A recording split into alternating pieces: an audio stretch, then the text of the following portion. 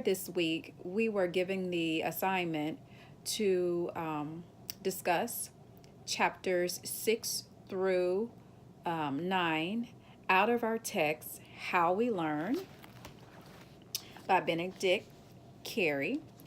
And what was something that was like important to us or something that we learned about reading the text. I chose chapter 9, which focused on perceptual learning, and it also discussed discrimination learning. And something that was super important for me was the ability to share in the discussion post an activity in my class that I currently use. It was something that I thought my students really enjoyed.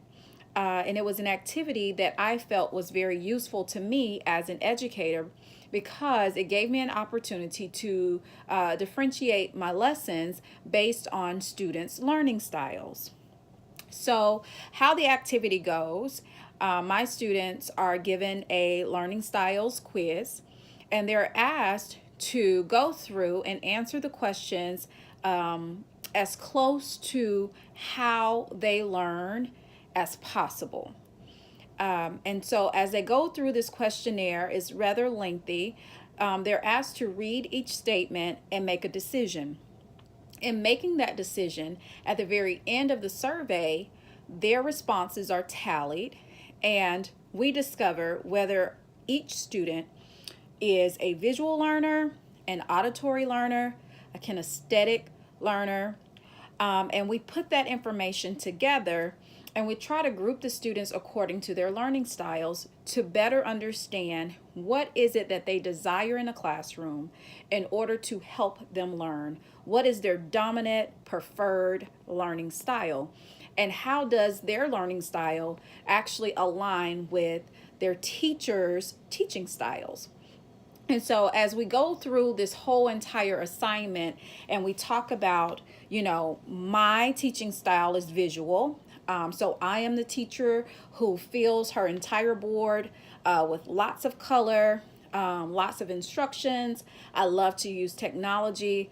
I love to use pictures and graphs and diagrams to help bring the context into some sort of perspective for all of my students. So, in bringing the context in perspective for my students, it was very enriching for each one of the students to be able to identify their learning style and be able to discuss how exactly do they learn, what's best for them, what's the best learning style. So, given Saturday's assignment to visit the website Debunking Brain Myths, and actually choose an article. The article that I chose was Another Nail in the Coffin for Learning Styles. Students did not benefit from studying according to their supposed learning style. So imagine my shock and surprise when I came across this article by Christian Jarrett. And the article talks about how learning styles can be identified, but there's little support that proves that identifying learning styles and students actually using those learning styles made them more successful in the classroom. So I was really shocked by this article. And now to even believe that this is a myth that is widespread in education, and it's something that I currently use in my classroom that I thought was an effective tool. I mean, this was eye-opening to me. I was very, very shocked and surprised by the information. But according to this article, psychologists have failed to find evidence for learning styles because they focus too narrowly on whether it is beneficial to have congruency between teaching styles and preferred learning styles. So just because I am a visual teacher, it doesn't mean that a student that learns visually is going to be more successful in my class. We should look for beneficial effects of studying outside of class in a manner that is more consistent with the student's learning style. And then the article continues and it discusses how there was a study done, and the student participants were asked to take a survey and to adopt the study practices consistent with their dominant learning style. And so later in the term, the researchers surveyed their methods and checked to see if they were actually studying outside of class using the methods that they believed to be a part of their dominant learning style.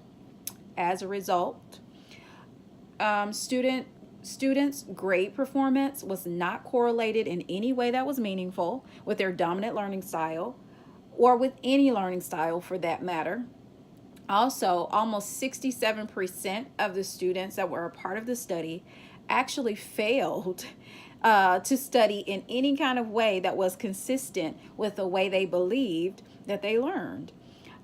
So this kind of puts the nail right in the coffin, just as the title of the article suggests.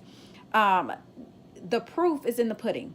The article clearly states that there is no clear evidence to prove that your learning style, your dominant learning style, is going to improve your academic success in any type of way. It will be more beneficial for students who identify their learning styles to take it to the next level and actually studied according to the way that they learn. But it's not often that students even take the initiative to learn or to do things in that way. For an example, as a visual learner, I would go home and highlight my book and highlight important information in my text. Or I would make flashcards to help me better retain and understand the information. But if I choose to not go home and study in that manner, my grades will not improve based on what my preferred learning style is. So again, this article was very, very informative.